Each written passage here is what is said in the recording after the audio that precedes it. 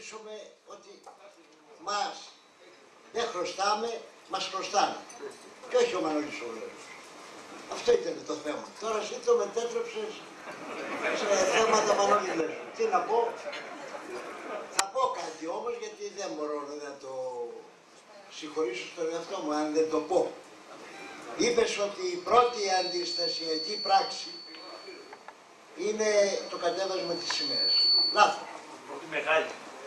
Το έκανες μεγάλη για να...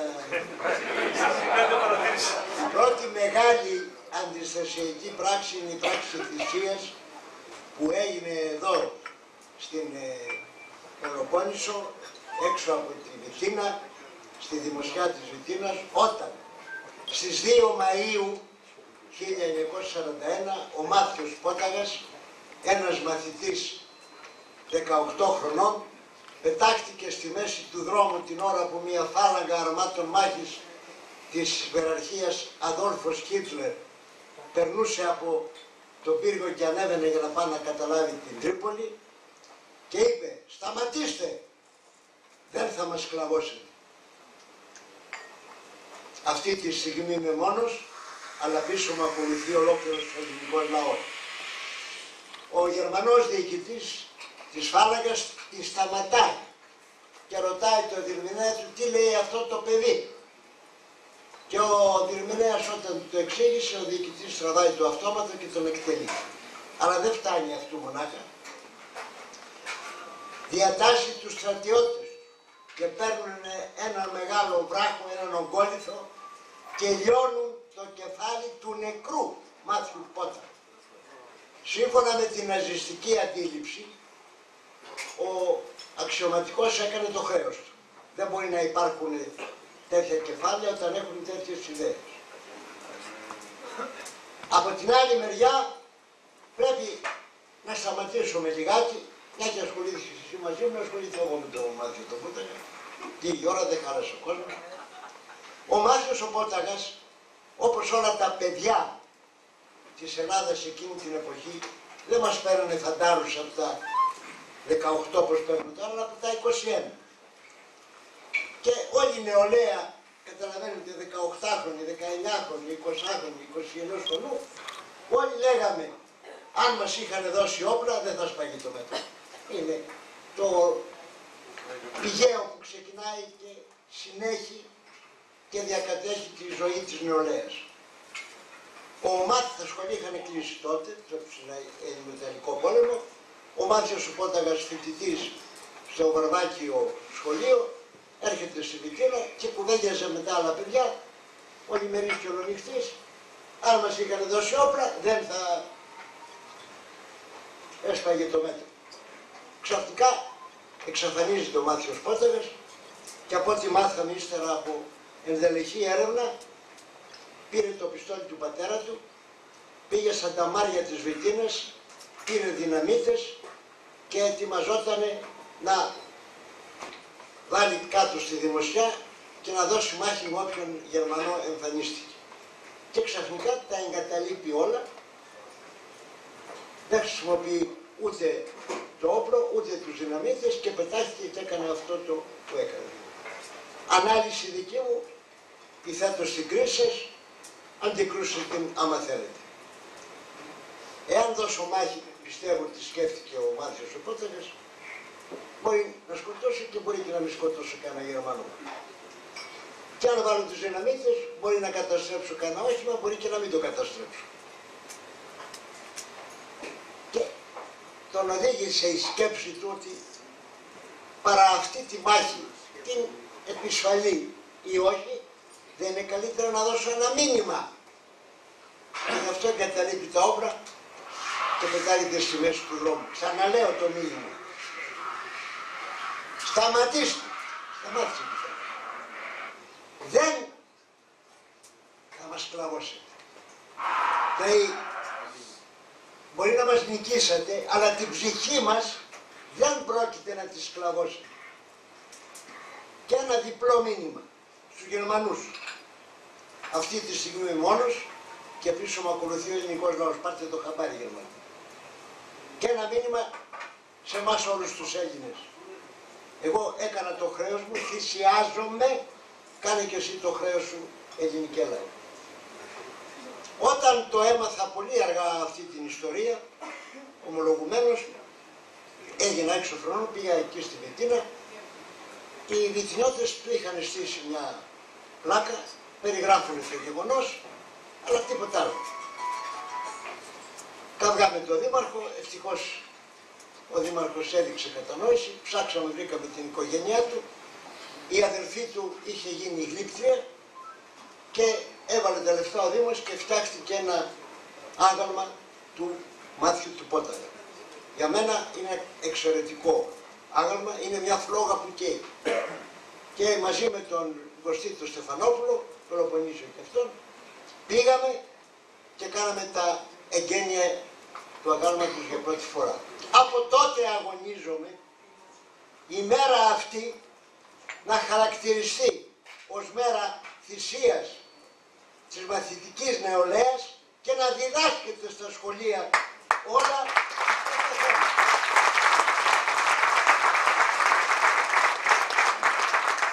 Δεν το πέτυχα. Μήπως πέτυχε κι εσείς?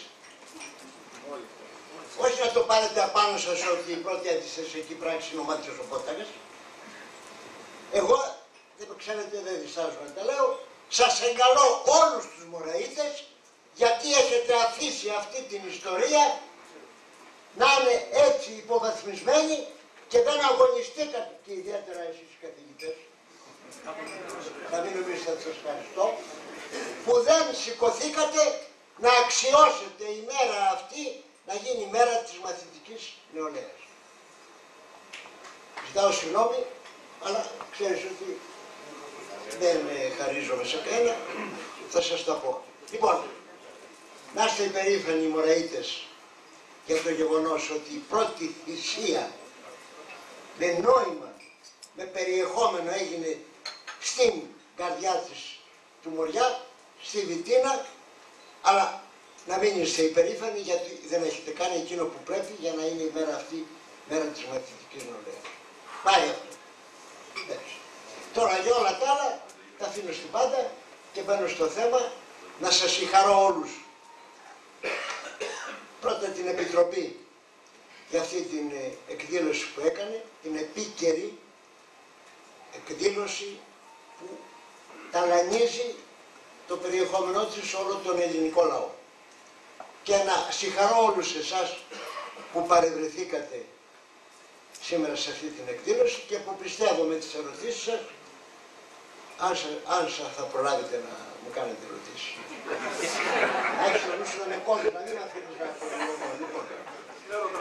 Λέω, θα προσπαθήσω να είμαι όσο μπορώ πιο σύντομος, περιεκτικός και να γίνει ένας πραγματικός διάλογος, γιατί θεωρώ, από την αρχή το λέω, ό,τι θα σας πω δεν είναι θέσφατο, δεν είναι η απόλυτη αλήθεια, είναι απόψεις μου που τίθεται στην κρίση. Εσείς να επιχειρήσετε να τις αντικρούσετε και στην προσπάθεια να βρείτε επιχειρήματα να αντικρούσετε αυτά που λέω, θα βρεθεί και η αλήθεια. Αυτός είναι ο χρυσούς κανόνας της δημοκρατίας. Λοιπόν, το θέμα μας είναι,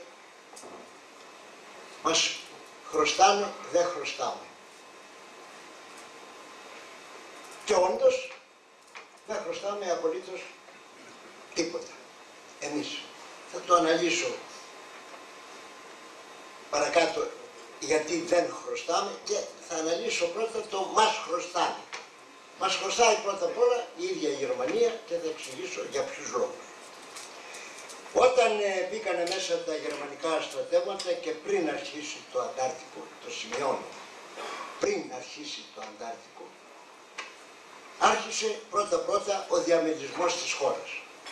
Δηλαδή, τι εννοώ, παραδώσανε αμέσως Ανατολική Μακεδονία και Θράκη στους Βούλγαρους φασίστες. Παραδώσανε τη Θεσπρωτεία στο τότε Ιταλικό καθεστώς που είχαν φτιάξει στην Αλβανία. Παραδώσανε τα Ιόνια νησιά, την Κρήτη, τις Κυκλάδες και τις Σάμος στους Ιταλούς και φτάξαμε στην καρδιά της Ελλάδας το περίφημο βασίλειο της Πίνδου. Για να δούμε, συγκριτικά πάντοτε είναι καλύτερη μέθοδος της σύγκρισης, τι κάνανε στις άλλες χώρες. Συγγνώμη γιατί άναψα και θα ανάψω περισσότερο τώρα. Λοιπόν, τι κάνανε με τις άλλες χώρες. Νορβηγία, ούτε τη διαμέλυσαν, ούτε της πήραν τίποτα.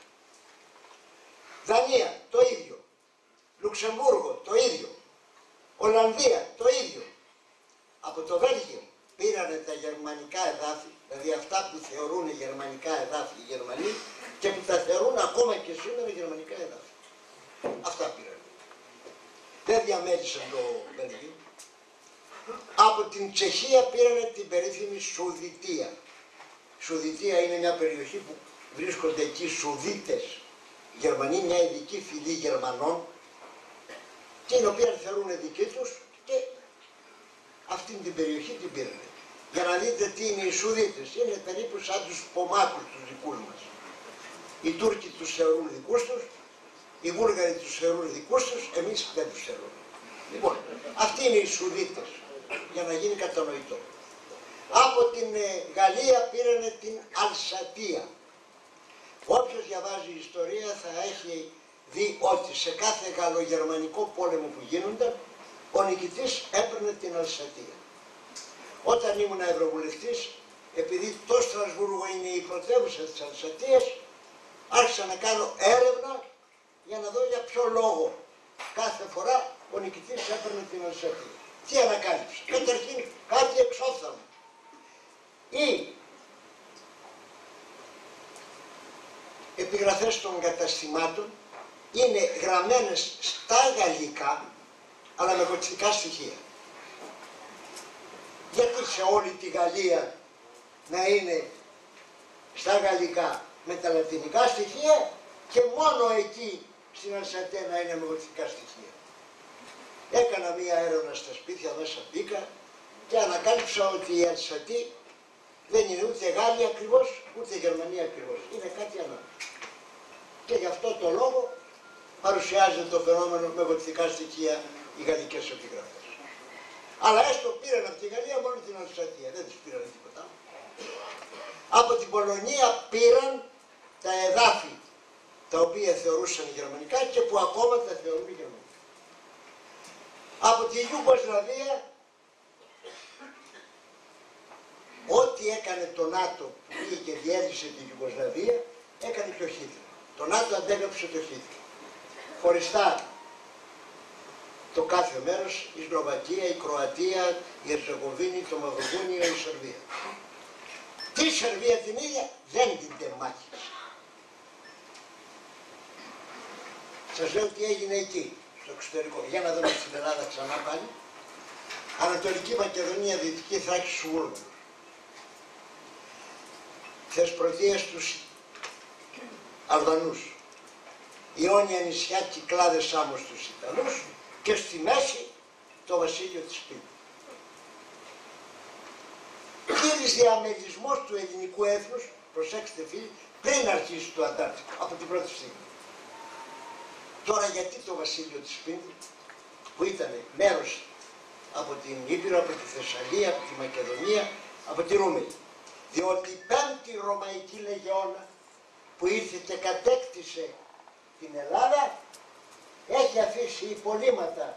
Εδώ και αυτά τα υπολείμματα ζητήσανε την εθνική τους ταυτότητα και έκφραση και φτιάξανε το βασίλειο της Πίνδου με βασιλιά του Διαμάντε, με πρωθυπουργό το Μάτεση, με δικό τους στρατό, με δική τους χωροφυλακή και κατήργησαν όλα τα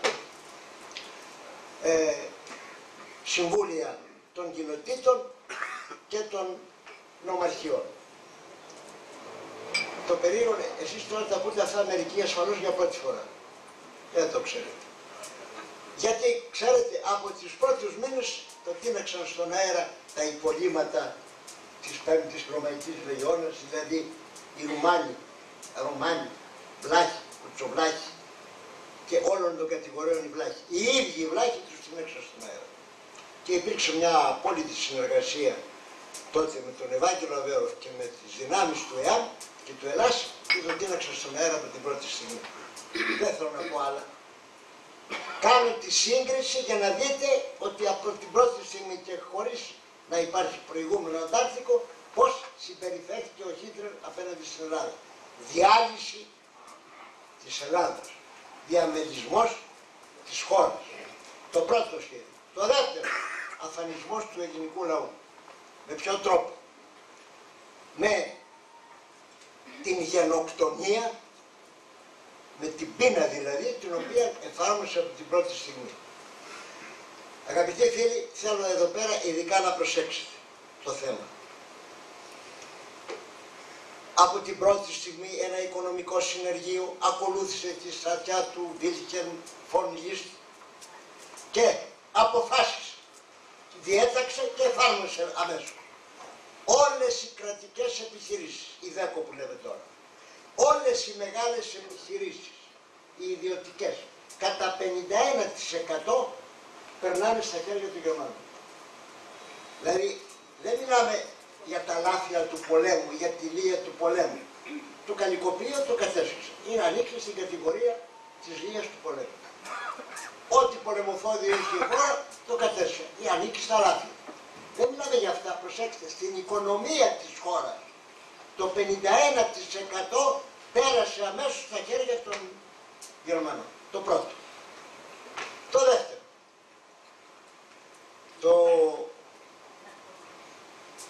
Οι διεθνείς συμβάσεις που είχαν γίνει στη Χάγη μέχρι το 1897 έλεγαν όταν ένας κρατικός στρατός νικήσει ένα άλλο κράτος, ο λαός, για πρώτη φορά γράφουν λαός, ο λαός αυτής της χώρας που έχει κατακτηθεί υποχρεούται να διατρέφει το στρατό κατοχής. Το 1907 όμως, πάλι στη Χάγη, έγινε επέμβαση ανθρωπιστών, ανθρώπων που αγωνίζονται για τα δικαιώματα του ανθρώπου και προσθέθηκε μια φράση ακόμα. Εάν δύναται. Προσέξτε. Εάν δύναται. Γράφτε λοιπόν, γράφτε τώρα.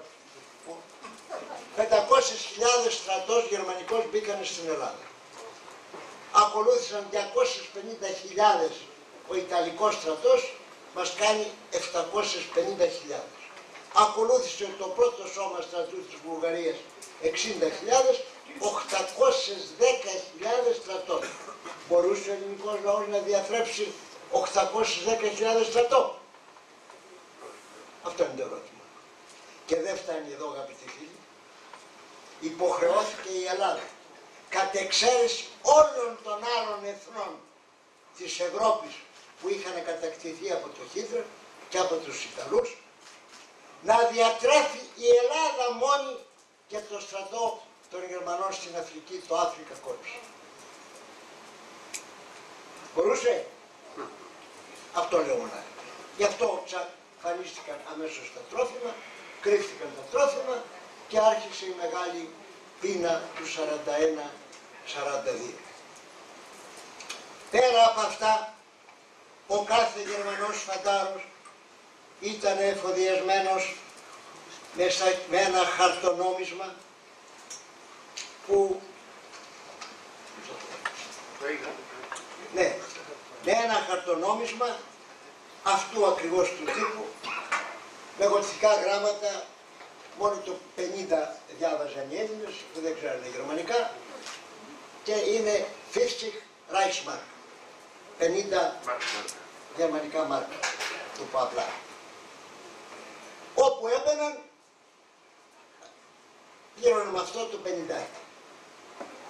Σε εστιατόριο, σε ζαχαροπλαστείο, σε κατάστημα να αγοράσουν ό,τι ήθελαν, στα περίπτερα, οτιδήποτε. Και οι επισιτιστές των λόχων πήγαιναν και αγόραζαν τεράστιες ποσότητες για να φτιάξουν το συσίτιο του λόχου. Και πλήρωναν με αυτό το χαρτονόμισμα. Οι φουκαριάδες Έλληνες δεν βγάζανε τα 50 Reichsmark, πήγαιναν την άλλη μέρα στις τράπεζες, λέει δώστε μας ελληνικές τράπεζες να καταλάβουν τι είναι. Κοιτάζουν το χαρτονόμισμα, πάρτε να το κοιτάξεις, το χαρτονόμισμα και λέει ποια τράπεζα το έχει εκδώσει. Λέει ότι το έχει εκδώσει η Reichskredit Kassenschein, δηλαδή η κρατική πιστωτική τράπεζα. Ανοίγουν το κατάλογο των γερμανικών τραπεζών, τέτοια τράπεζα δεν υπήρχε. Κοιτάζουν ένα χαρτονόμισμα κανονικό γερμανικό και βλέπουν ότι όπως και τα ελληνικά χαρτονομίσματα υπάρχει υπογραφή του διοικητή της τράπεζας που το έχει εκδώσει. Αυτού δεν υπάρχει υπογραφή καμιά σίγουρη. Υπάρχει με κόκκινα γράμματα, αν το δεις, ο αύξον αριθμός του συγκεκριμένου τραπεζογραμματή. Το χαρτονόμισμα ήταν πλαστό και όλοι οι Γερμανοί φαντάροι ήταν εφοδιασμένοι με αυτά τα 50. Πρώτη μορφή ληστείας του ελληνικού λαού. Δεύτερη μορφή. Το τσιγάρο έκανε τότε 6 δραχμές το πακέτο. Τους λέγανε των Γερμανών ότι μια δραχμή σου οδυναμεί με ένα μάρκο. Πήγαινε στο περίπτερο, δώσ' μου το πακέτο και μετά του λέγε δώσ' μου και αρέστα 44. Δεύτερη μορφή κλοπής. Για να το καταλάβετε πιο καλύτερα, σε ένα κουρίο πήγε να ξυριστεί ένας Γερμανός. Και όταν τελείωσε το ξύρισμα, του λέει ο κουρέας, δωρεάν, φέτο. Ευχαρίστησε αυτός και έφυγε. Του λένε οι άλλοι που ήταν οι φίλοι του γύρω, γιατί του είπες δωρεάν. Λέει, θα μου ζήταγε και τα ρέστα του ξύρισμα. Όπως λέει ο νόμος, όχι να πληρώσω και τα κερατσιάτικα, φτάνει που θα το ξύρισα, να μην πληρώσω και παραπάνω γιατί το ξύρισε. Για να καταλάβετε τι τραβούσε τότε ο ελληνικός λαός. Αγαπητοί φίλοι, το πρόβλημα είναι ακόμα πιο στενάχωρο όταν σκεφτείτε το εξής γεγονός. Ότι ο δοσύλλογος πρωθυπουργός ο Τσολάκογλου μπορεί να τα έχει καλά με τους Γερμανούς, αλλά στη χώρα μας, στη χώρα του δηλαδή που διοικούσε, κυκλοφορούσε το πλαστό χαρτονόμισμα. Θέλω να μην το χάσω. Το πλαστό χαρτονόμισμα 1.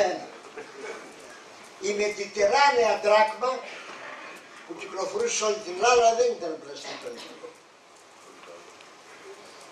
Η λιρέτα ιταλική που κυκλοφορούσε στις περιοχές που ήταν κατοχή των Ιταλών και το λέβατο το Βουλγάρικο. Είπε λοιπόν στους Γερμανούς, αυτός δεν μπορώ να τα βγάλω πέρα, να κυκλοφορούν τόσο χαρτονομίσματα από άψη τεχνική, όχι από αγάπη, από τεχνική πλευρά. Και απαντούν οι Γερμανοί το εξής καταπληκτικό. Σύμφωνοι, αφού το αγοράσει. Το πλαστό χαρτονόμισμα το αγοράσει η κυβέρνηση. Και έδωσε η κυβέρνηση 530.824 χρυσές λίρες Αγγλίας και αγόρασε το πλαστό χαρτονόμισμα. Κρατήστε το νούμερο, ξανά το λέω, έδωσε 530.824 χρυσές λίρες. Θα έχετε ακούσει ότι πήρανε και το χρυσό της Ελλάδας. Δεν είναι σωστό. Το χρυσό της Ελλάδας το πήρε η κυβέρνηση του Βασιλιά και έφυγε, πήγε στην Αίγυπτο, από εκεί πήγε στην Αφρική κάτω στο Γιάννους Μάτς, από εκεί πήγε στην Αγγλία. Δεν βρήκε ούτε μια ουδιά χρυσού. Αλλά τι βρήκε? Τα κέρματα. Τα κέρματα, τα δεκάρικα και τα εικοσάρικα που ήταν ασημένια. Οι παλιότεροι μπορεί να τα θυμούνται. Βρήκε τη δραχμή, τα λεπτά και τα λοιπά που ήταν από χαλκό, από ψοντάριο, από νικέλιο, τα πήρε, τα έλειωσε και έβγαλε. Ακριβώς 19 τόνους ασήμι,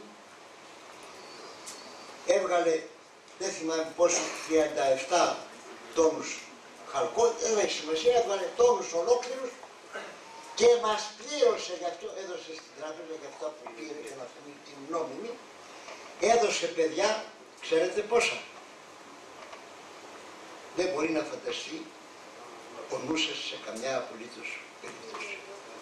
Για όλα αυτά που πήρε έδωσε 40 λίρες. Λογαριάστε, πληρώσαμε 530.824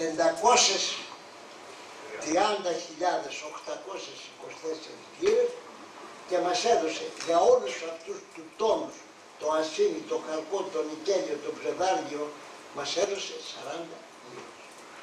Για να καταλάβετε πώς ζούσαμε. Και φυσικά άρχισε η πείνα, λιγοστέψανε τα τρόφιμα, δεν έβρισκες πουθενά αυτό, δούλευε το δελτίο και είχαμε θανάτους κάθε μέρα. Και τότε η Γερμανία που ήθελε να τηρεί τους νόμους, προσέξτε αυτό, πάντοτε οι μεθοδικοί Γερμανοί προσπαθούν να φαίνονται ότι είναι εντάξει με τους νόμους. Επειδή έπαιρναν πολλά λεφτά για τη διατροφή του γερμανικού στρατού, πάνω από εκείνα που επιτρεπόταν να πάρει και το εάν δύναται, απεφάσισε στη Ρώμη η Ιταλία και η Γερμανία να δανείσει η Ελλάδα σε αυτές τις δύο χώρες, να δανείσει το επιπλέον που έπαιρνε, δηλαδή τόσα λεφτά είναι για το στρατό διατροφής, τόσα λεφτά τα επιπλέον είναι δάνειο. Αυτό είναι η ουσία του δανείου.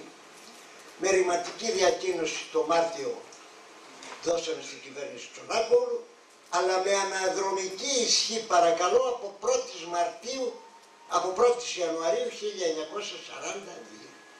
Δηλαδή την ώρα που πεθαίνανε στους δρόμους οι Έλληνες. Για δέστε τώρα, κάνετε μια σύγκριση. Σε όλη μας τη ζωή μας υποχρεώνουν να δανείζομαστε. Μοναδική φορά που μετατράπηκε ο δανειζόμενος σε δανειστή ήταν στη χειρότερη περίοδο της ζωής του. Τότε που πέθανε. Δηλαδή, ο θάνατός μου, η ζωή σου. Αυτό να το καταλάβετε. Και να καταλάβετε κάτι άλλο. Από όλα αυτά που μάζευε, αγόραζε ό,τι υπήρχε στην Ελλάδα, κυρίως φαγόσιμα, και θα έρθει στη Γερμανία για να ζήσει ο γερμανικός λαός. Αυτό σημειώνει. Το αποτέλεσμα. Πολλοί με κατηγορούν ότι τα νούμερά μου, αυτά που δίνω στα διάφορα βιβλία μου, για τους θανάτους είναι μεγάλα. Εγώ τελικά βρήκα ένα στοιχείο και όποιος θέλει, αν μπορεί, να το διαψεύσει. Πήγα και ρώτησα την Εθνική Στατιστική Υπηρεσία πόσος ήταν ο πληθυσμός της Ελλάδας όταν ξεκίνησε ο πόλεμος. Ο πληθυσμός της Ελλάδας ήταν 7.738.000. Πόσος ήταν ο πληθυσμός της Ελλάδας όταν έδειξε ο πόλεμος, πριν αρχίσουν τα Δεκεμβριανά, για να μην μου βάλουν μέσα και τα θύματα του Δεκεμβρίου. Πόσος? 6.830.000. Δηλαδή έχουμε χάσει 530.000 πληθυσμό. Ερώτημα. Ποιο άλλο κράτος του κόσμου στο δεύτερο παγκόσμιο πόλεμο έχει λιγότερο πληθυσμό στο τέλος του πολέμου από όταν ξεκίνησε? Όλοι έχουν παραπάνω. Και κάνω τώρα μια ειδική έρευνα να μαζέψω τα στοιχεία ένα-ένα και να τα δείξω. Μα πετάχθηκε εχθές κάποιος που στην Καλαμάτα μου λέει η Σοβιετική Ένωση είχε 20 εκατομμύρια νεκρούς. Τότε ήταν ένα έθνος με 200 εκατομμύρια και έχασε το 10%, αναφιβόλω το 20 εκατομμύρια φαίνεται μεγάλο. Αλλά εδώ δεν μετράμε τον όγκο, μετράμε την αναλογία. Εμείς έχουμε χάσει, αγαπητοί φίλοι, το 13,5% του πληθυσμού μας. Να η διαφορά. Και εμείς έχουμε, όταν τελείωσε ο πόλεμος, λιγότερο πληθυσμό από όταν ξεκίνησε. Η Σοβιετική Ένωση έχει μεγαλύτερο πληθυσμό όταν τελείωσε ο πόλεμος από ό,τι όταν ξεκίνησε. Εδώ φαίνεται η απώλεια σε πληθυσμό. Όλη η Ελλάδα, υποστηρίζω, είναι ένα ολοκαύτωμα. και για να κάνουμε μία σύγκριση, εμείς έχουμε το 13,5% του πληθυσμού μας απώλειες, η Σοβιετική Ένωση έρχεται δεύτερη με 10%, η Πολωνία τρίτη με 8%, η Ιουγκοσλαβία τέταρτη με 6% και για να μην μου πείτε ότι η δέλωση και για τους μεγάλους μας συμμάχους των Ηνωμένων Πολιτειών, αυτοί έχασαν το 0,03% του πληθυσμού τους. Για να είμαστε εντάξει. Αυτή είναι η καταστροφή που έφεραν στην οικονομία της χώρας, προσέξτε αγαπητοί φίλοι, πριν αρχίσει το Αντάρτικο. Επειδή όλοι μας κατηγορούν ότι τα πάντα τα έφερε, τα προκάλεσε το Αντάρτικο. Λοιπόν, όταν σας περιέγραψα μια εικόνα του τι συνέβη, όταν τώρα τι μας οφείλει η Γερμανία. Οι οφειλές Γερμανίας είναι δύο είδων. Οφειλές προς τους πολίτες, αυτοί δηλαδή που σκοτώθηκαν. Ας αφήσουμε, τα άλλα πήγαν όλα χαμένα. Αν σταματούσαν στο δρόμο εδώ το δικό σας και βλέπανε ένα πολίτη απάνω στο ποδήλατο, κατάσχεση του ποδήλατου, του δίνανε χαρτί στο τέλος του πολέμου, ένα πάνω στο ποδήλατο. Αν βλέπανε ένα γάιδαρο και τους άρεσε ο γάιδαρος, το ίδιο, ένα μουλάρι κτλ. Οτιδήποτε. Πέρα από τις επισκέψεις κτηρίων κτλ. Όλα αυτά πάνε περίπατο. Είναι χαμένα. Είναι οφειλές για τους νεκρούς μας. Που θα μιλήσει ο Στέφανος Ορεινέος για όλη αυτή την ιστορία και πού βρίσκεται και πού εμείς και τι ζητάμε. Αυτές είναι οφειλές προς τους πολίτες. Οι οφειλές προς το δημόσιο είναι τριών κατηγοριών. Η πρώτη κατηγορία είναι το αναγκαστικό δάνειο που σας είπα, που ανέρχεται σε 3,5 δισεκατομμύρια δολάρια αγοραστικής αξίας του 1938. Ρωτήσαμε την Τράπεζα Ελλάδος να μας κάνει την ισοτιμία του δολαρίου τότε με το σημερινό και την αναγωγή πόσο είναι το ευρώ και θα βγάζει γύρω στα 54 δισεκατομμύρια ευρώ το αναγκαστικό δάνειο. Και στο Παρίσι τον Ιανουάριο του 1945 συνήλθε, 46, συνήλθε η διασυμμαχική επιτροπή των 19 χωρών που είχαν αποτελούσαν το μέτωπο εναντίον του άξονα και κατελόγησε για κάθε χώρα του άξονα, για την Γερμανία, την Αυστρία, την Ουγγαρία, την Ρουμανία, την Βουλγαρία, την Ιταλία, τι πρέπει να πληρώσουν για κάθε χώρα που είχαν κατακτήσει. Η Ελλάδα υπέβαλε το δικό της σχέδιο και ζήτησε 14 δισεκατομμύρια ευρώ και τελικά ευρώ από δολάρια και τελικά μας τα κάνανε 7% από 14,5.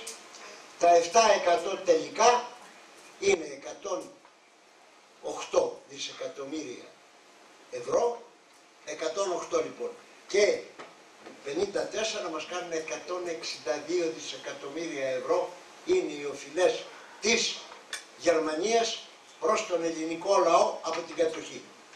Όλα τα άλλα κράτη έχουν πάρει.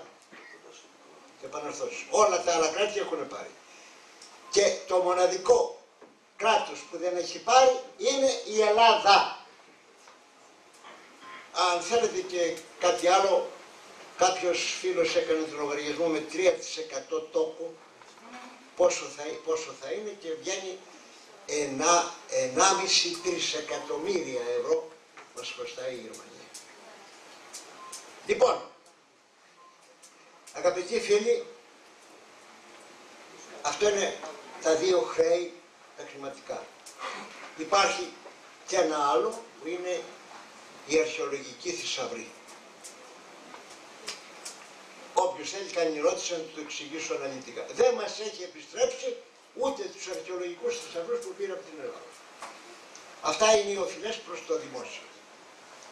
Και είμαστε το μοναδικό κράτος που δεν έχει πάρει τίποτα. Αυτό μονάχα τα λέει όλα.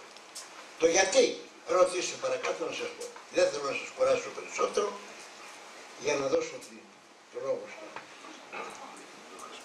Στέφανο του Ελληναίου να αναπτύξει το θέμα και το οφειλών προς τους πολίτες και το τι πρέπει κατά τη γνώμη μας να κάνουμε. Έχεις το λόγο, Στέφανο.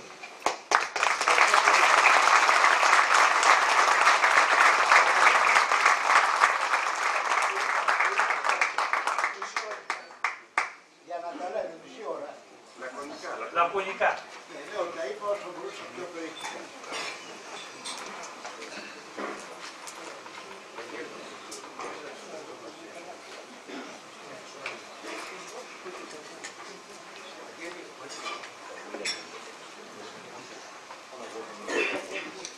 Ο Μανώλης ο Βρέζος είναι Κυκλαδίτης, εμείς είμαστε Μανιάτες.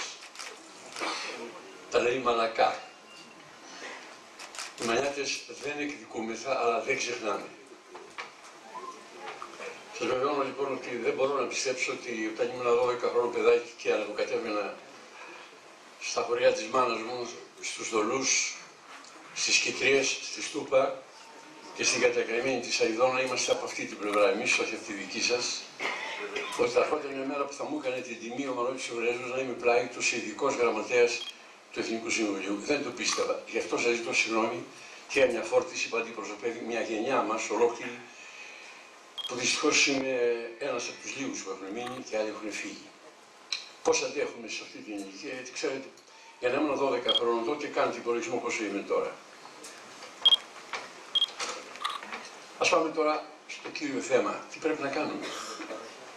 Εδώ καίγεται ο κόσμος. Αυτή τη στιγμή πάνω στην Ευρώπη κάποιοι συνεδριάζουν ότι θα μας δώσουν τα δισεκατομμύρια, θα μας τα δώσουν τα μισά, τα λίγα, πότε θα μας δώσουν τώρα, και εν τω μεταξύ σήμερα ξαναπολύνονται.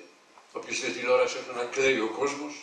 Θα φτάσουμε σε ένα σημείο σαν το 1843.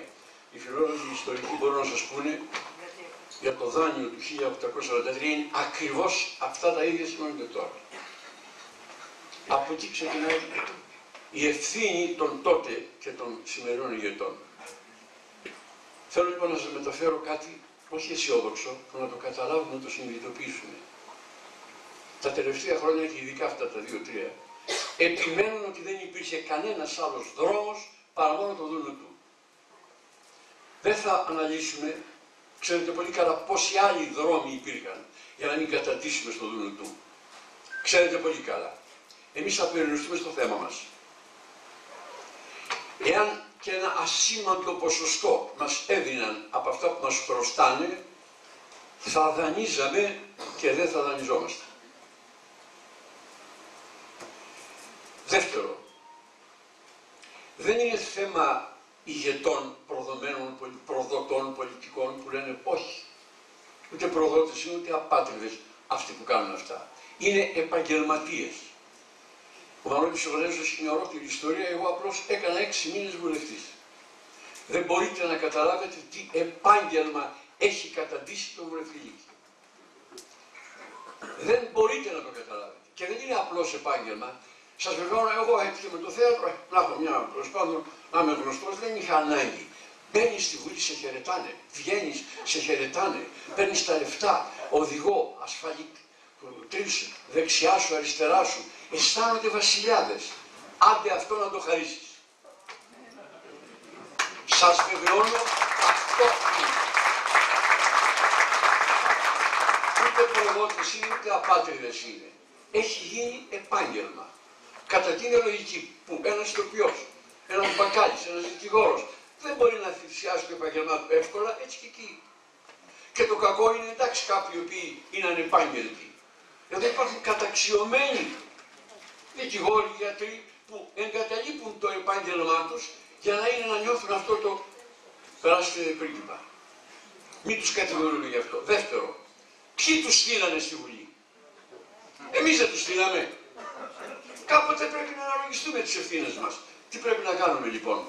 Να πιστέψουμε, να πείσουμε, να πιέσουμε, να ενημερώσει ο ένας τον άλλον ότι υπήρξαν πολλοί άλλοι τρόποι. Και τώρα, αυτή τη στιγμή, που δόξα τω Θεώ έχει αναγνωριστεί όλο αυτό το αίτημά μας για την επιστροφή των οφειλών, να το κάνουμε σημαία με αυτές τις λέξεις. Μας χρωστάνε, δεν χρωστάμε. μια απάντηση στους Γερμανούς, τους φίλους μας, τους νέους και στους Έλληνες που αυτή τη στιγμή έχουν αποκατασταθεί στη Γερμανία. Απάντηση μέσα στο τι πρέπει να κάνουμε, μέσα στο τι μπορεί και προσπαθεί να κάνει το Εθνικό Συμβούλιο. Να ενημερώσουμε τους Έλληνες που μας λένε ρε παιδιά, μαζί με τους Γερμανούς, τι χρωστάμε εμείς για τα εγκλήματα των γονιών μας. Χρωστάτε. Γιατί λίγοι ξέρετε ότι όταν τέλειωσε ο πόλεμος, οι Ηνωμένες Πολιτείες της Αμερικής πίεσαν και έπεισαν τις κυβερνήσεις όλων των κατεστραμμένων χωρών από την ναζιστική κατοχή να μην διεκδικήσουμε τις οφειλές για ένα μεγάλο διάστημα για να ανακάμψει η Γερμανία. Ανέκαμψε, οι παλιότεροι ξέρετε έγινε το περίφημο γερμανικό οικονομικό θαύμα, τώρα αυτή η Γερμανία ζει, υπάρχει, οφείλει τα πάντα πού? Στο ότι εμείς της δώσαμε την άνεση να αποκατασταθεί εις βάρος μας, εις βάρος των πτωμάτων, εις βάρος της περιουσίας μας.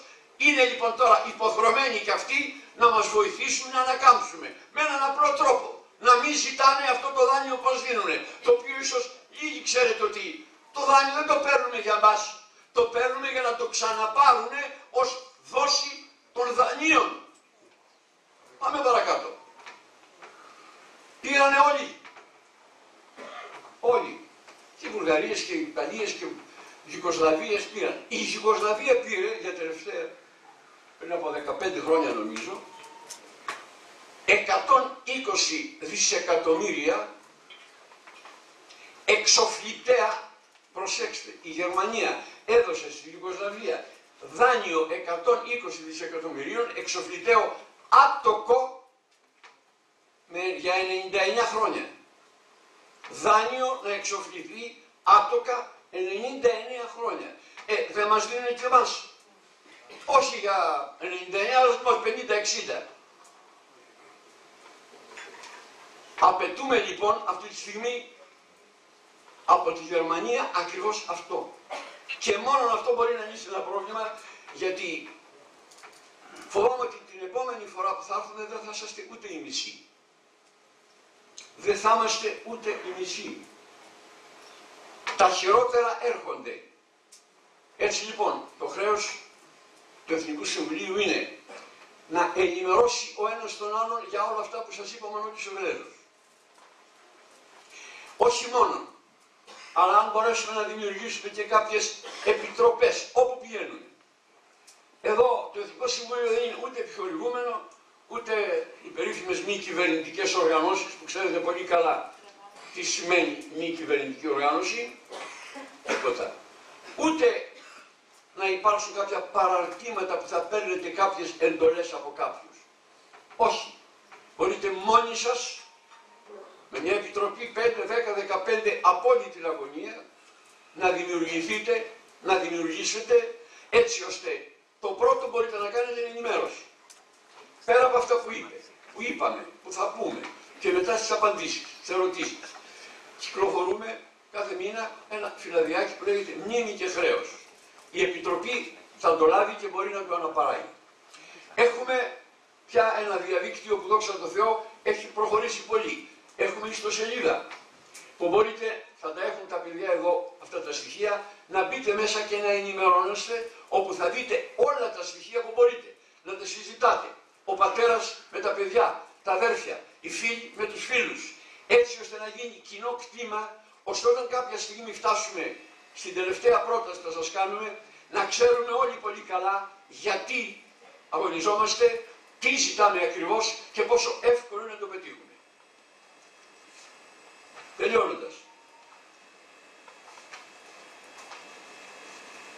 Στην τελευταία μεγάλη συνεδρίαση που κάναμε, γιατί έχω την τιμή να στεγάζω όλη αυτή την ιστορία στο Θέατρο Α, άλλη μια τιμή, εκεί είναι σχεδόν η έδρα, τα γραφεία, όλα αυτού του Εθνικού Συμβουλίου, κόστος 0, όπως καταλαβαίνετε, αλλιώς δεν θα βγαίναμε. Πρότεινε ο Μανώλης ο Βρέζος και αποφασίστηκε. Θέλω να πιστεύω ότι θα συμφωνήσετε κι εσείς. Δεν πάει άλλο. Έγινε η δίκη στη Χάγη. Η απόφαση δεν ξέρουμε πότε θα βγει. Και αν θέλετε να είμαστε ρεαλιστές, ίσως και να μην βγει ποτέ. Τουλάχιστον υπέρ ημών. Πρέπει να τους πιέσουμε, τους Γερμανούς. Να απαιτήσουμε δίνοντας μια προθεσμία, τέλος Δεκέμβρη. Κάποτε πρέπει να βγει αυτή η απόφαση υπέρ ημών. Αν δεν βγει, να μποϊκοτάρουμε τα γερμανικά προϊόντα. Έτσι θα τους...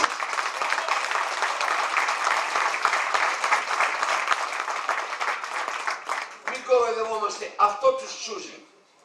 Γιατί ξέρετε και τα νεότερα. Αυτά που ζητάνε οι Γερμανοί, τον ήλιο, τον αέρα, τα υπεδάφη, γιατί τα ζητάνε, ξέρετε πολύ καλά. Ξέρετε ότι άμα τα πάρουν δεν θα έχουμε 0 κέρδος. Όλα δικά τους.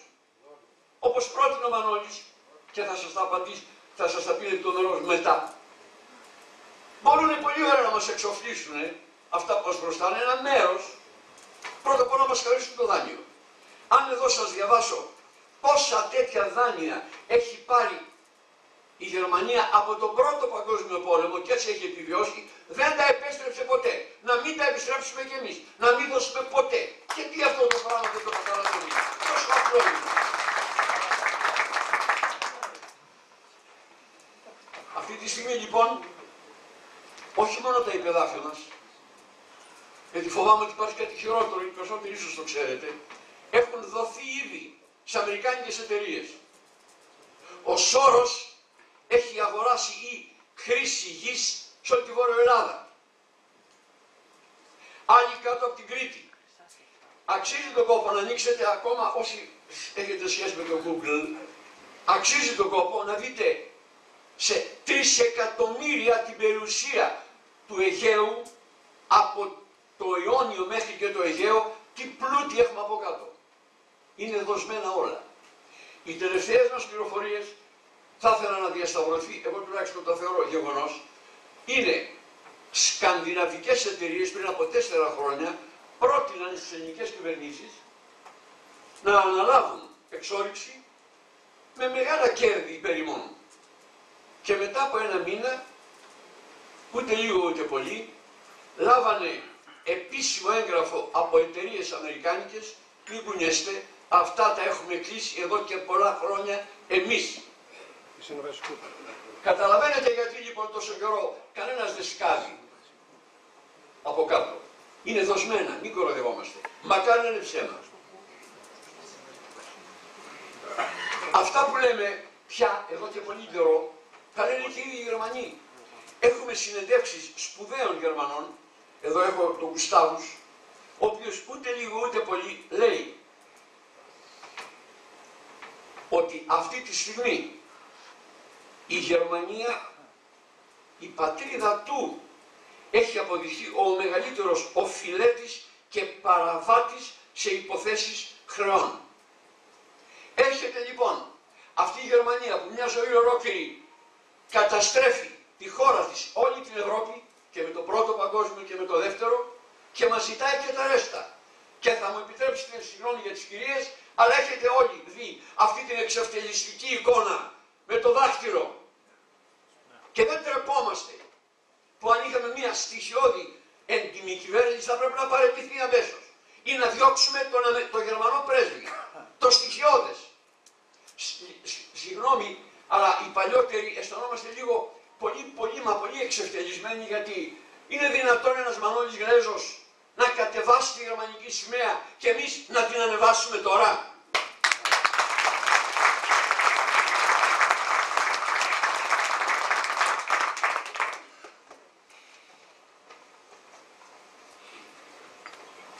Με τις ερωτήσεις θα πούμε πολλά.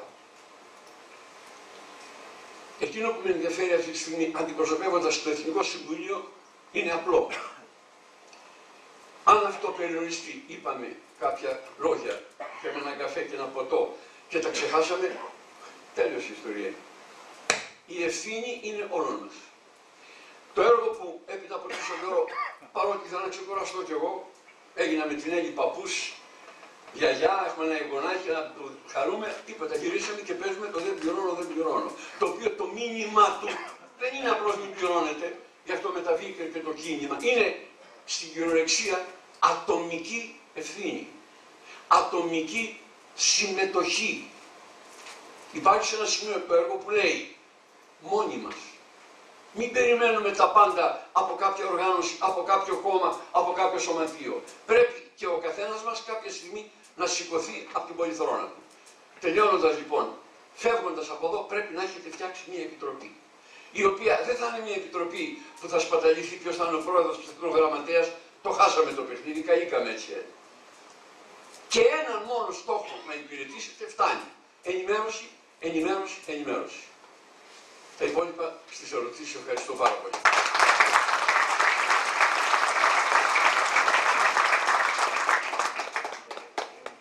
Ο αείμνηστος. Το πείτε. Ο αείμνηστος.